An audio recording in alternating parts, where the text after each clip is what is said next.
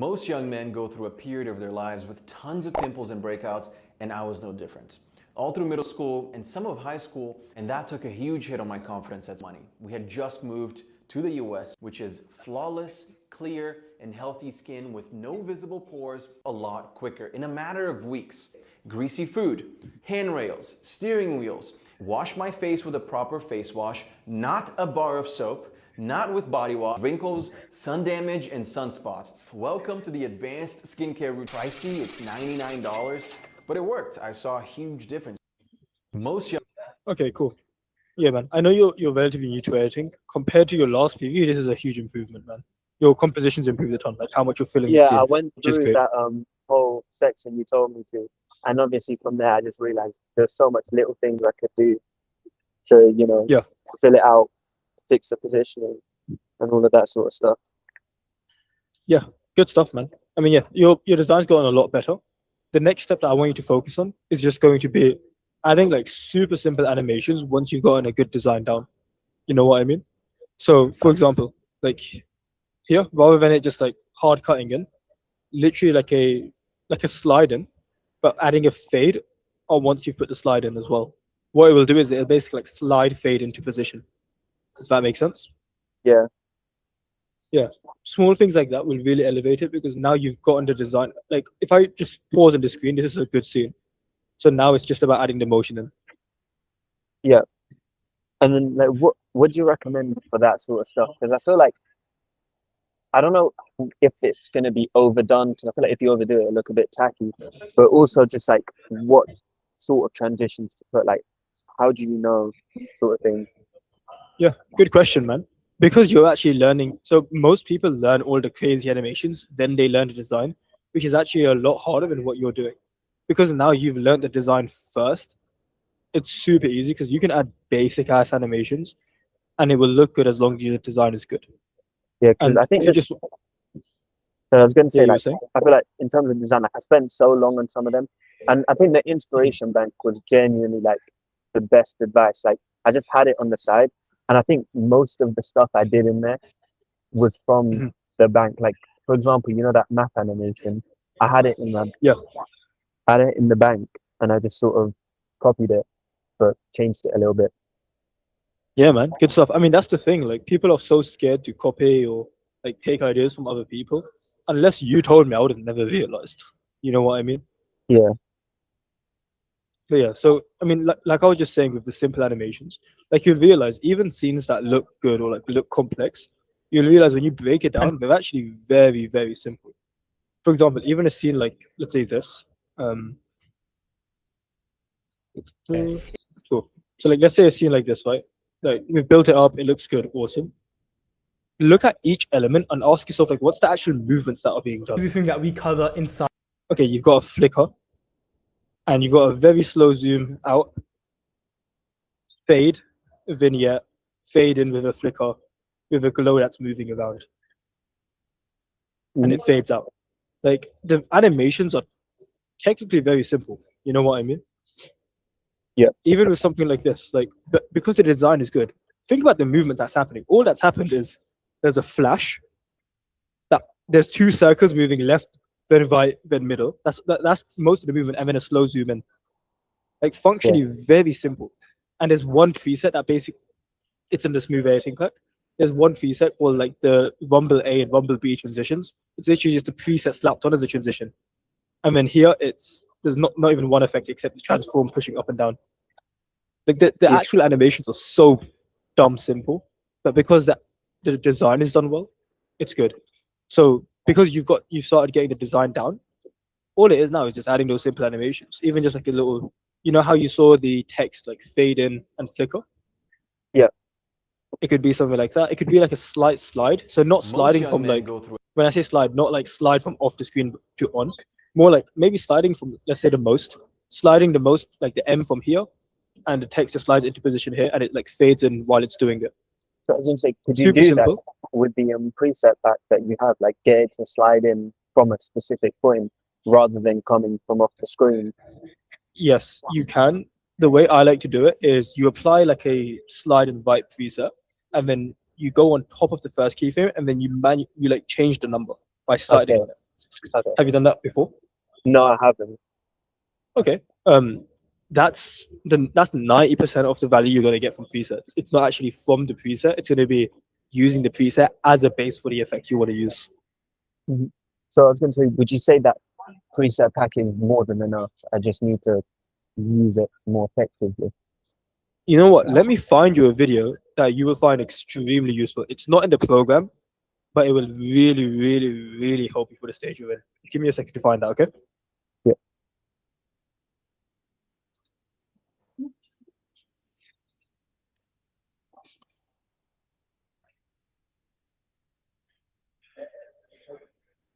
Cool.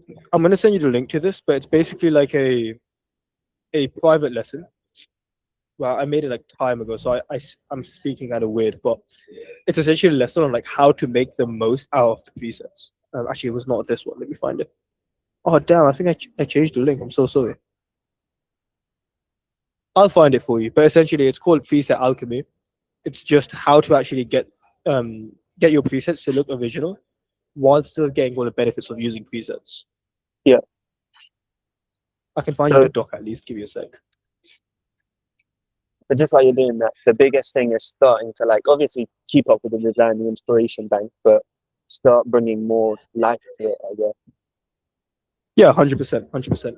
So, okay, I found the document. I'm gonna send you the doc. I can't find the video right now, but truthfully, like the doc is really well made, so you'll be fine with it. I'm gonna send you this in chat, okay? So it's Yeah. basically just a lesson on like how to build an editing style using presets without making it feel like it's just overused. That works. Yep, send that in chat. Here you are, Magic. Most young men Oh, has it been sent through? You can see it. Yeah, it's sent through. Cool, cool. go through a period of their lives with tons of pimples and breakouts. With this style, I think I probably wouldn't use this style for his videos. Yeah, Only because this is more like a financy type of animation. It doesn't really fit the context of this video. You know what I mean? yeah. I think can this, see it. like these two work. It's like you got a person talking about looks, and it's sort of like nostalgic, like talking about how he used to look. So this type of style, like these type of animations work really well. But I think like the financy type animations, I don't think work as well here, just because of Yeah. the context of what he's talking about. Yeah. So maybe instead of showing confidence as a graph, maybe we show him like could we find just like a ton of pictures of him when he was super young, or even just like creates like an AI generated one where it's him in like the corner of a classroom, because that would make more sense in this context. I see what you mean. Just moved to the In terms of composition, I would just zoom in so it's basically more towards the left side. Yeah. Let me show you what I mean. So remember, we always want the focus to be towards that central area of the screen, right? So basically just zoom and sort of move it towards the side or towards the Yeah, center. I can show you how I would do it. Yeah, so okay. Dropbox is always slow as hell to load videos, but I can share with you. I'll share with you the link and then you can open it on your side, because otherwise it's gonna take ages. Like you can see an animation there where it's me basically showing like what one of those plain animation looks like, just while also maintaining the composition correctly. So you can check Yeah. it out. Cool. Oh, did I send the same link? I don't think it copied correctly. Give me a sec. Okay, there. So I think I sent this the wrong link. There you are. Can you see it in chat now?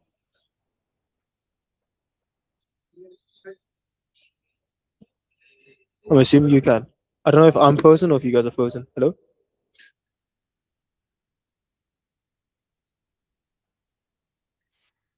Sorry, I was on mute. Can you hear me? Oh, okay. Yeah, I can Yeah, hear you. everything's fine now. Okay, cool, cool. Yeah, man. Like I was saying with the plane animations, you want to have this focus in the center. For example, this is like a set of animations I did for the sideman, like you'll see.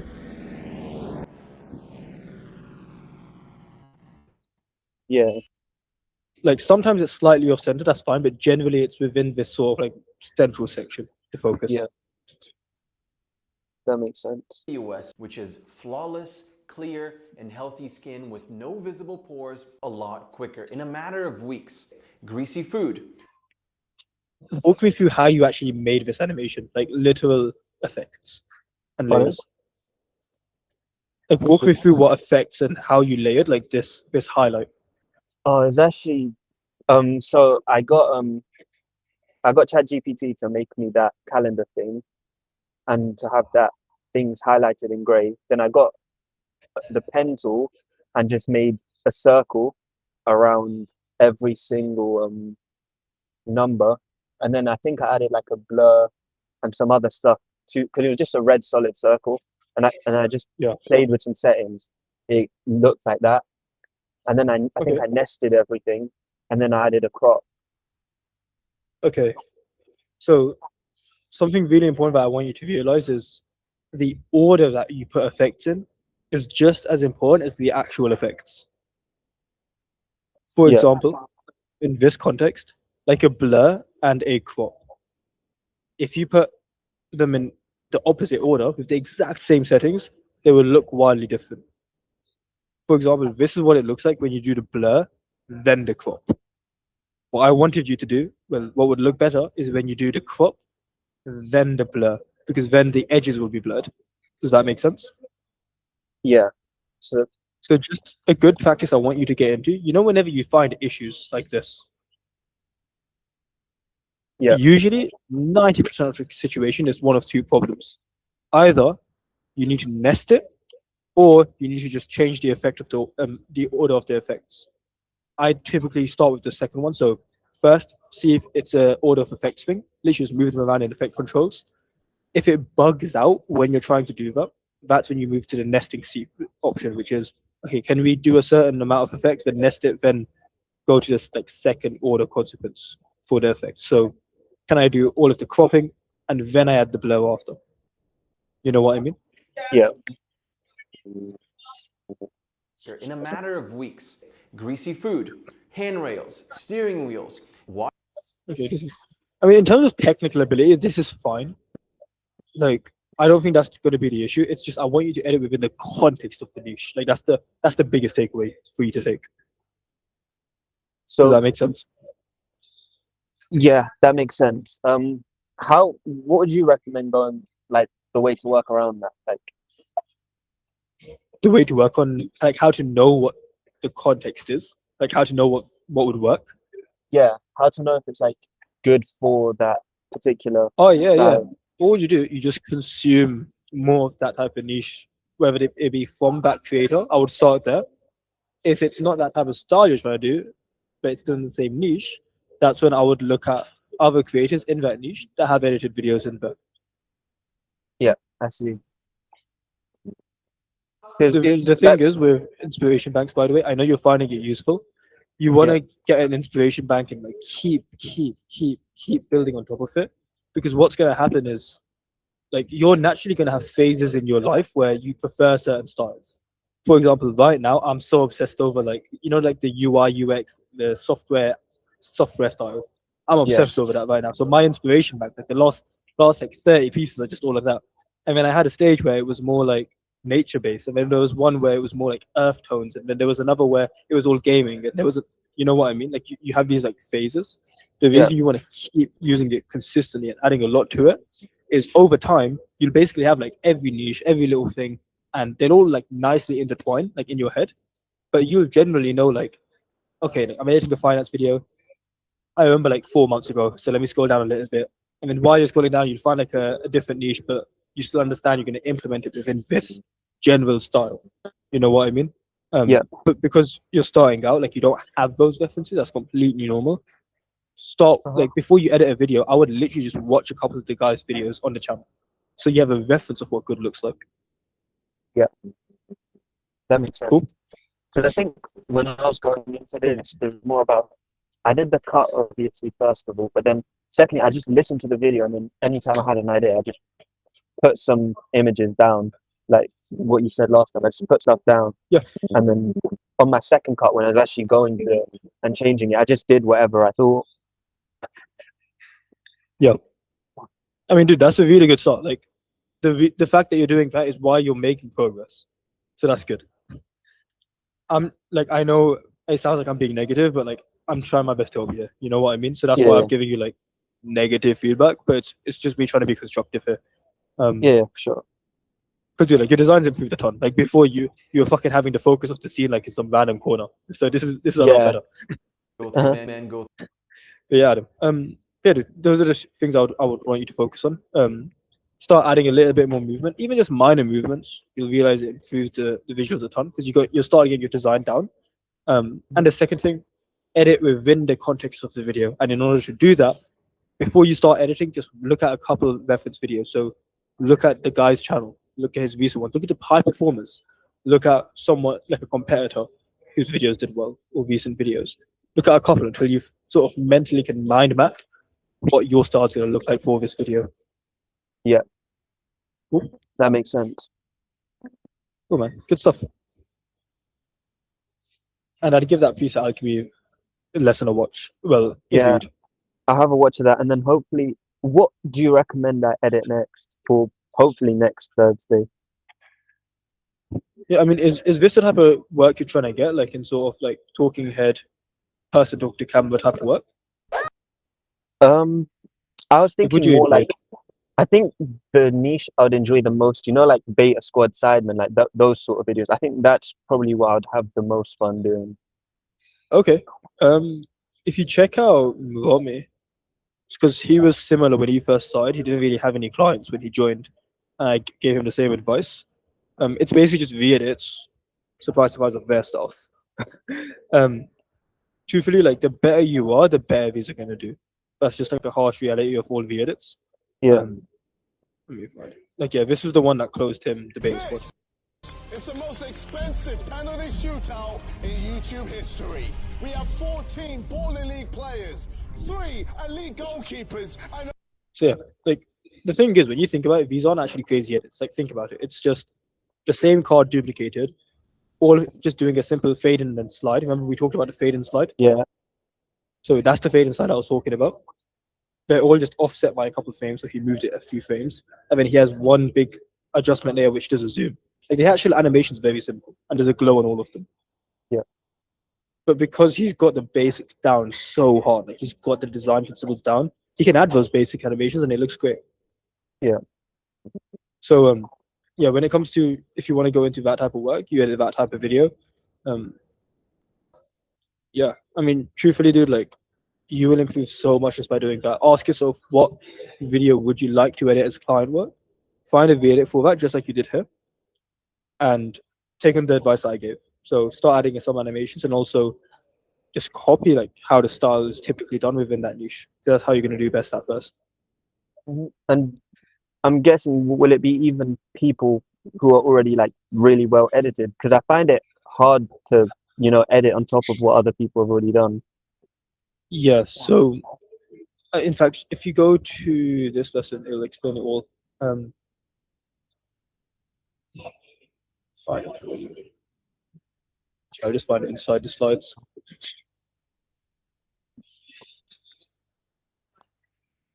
Just give me a sec while this loads.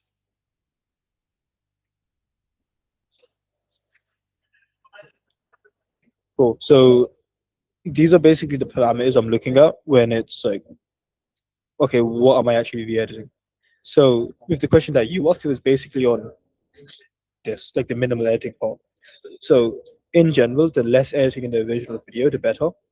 So for example, like a loosely cut video with super few visuals, that's going to be the best case scenario. So someone with high quality footage with minimal editing, but you can edit on top of other things. The easiest way to find videos and re-edit on top of videos, it's the ones where either they have no visuals foreseen or full screen edits. Full screen edits are so easy to re-edit. Counterintuitively, it feels like they'd be the hardest because they're the most complex, like they have the most editing. But in a weird way, like the hardest thing to do is when there's like random animations incorporated with the footage, not full screen. Yeah. You get what I'm saying? Mm-hmm. If you're a freelance video editor and you want to get more clients, I've got something for you. It's a completely free outreach tracker. It's the same one we use with all our coaching students, and it's going to allow you to be able to send more messages to potential clients, get more replies, and also be able to close them at higher rates. So go get that free tracker in the description. After you signed up for it, I'm going to send it straight to your email. I'm going to give you a bit more information on how I personally help video editors. So if you do want to get more help, you can apply there. But whether you get my further help or not, just go and get the free tracker for now, because at least you're going to be able to run this on your own for a while.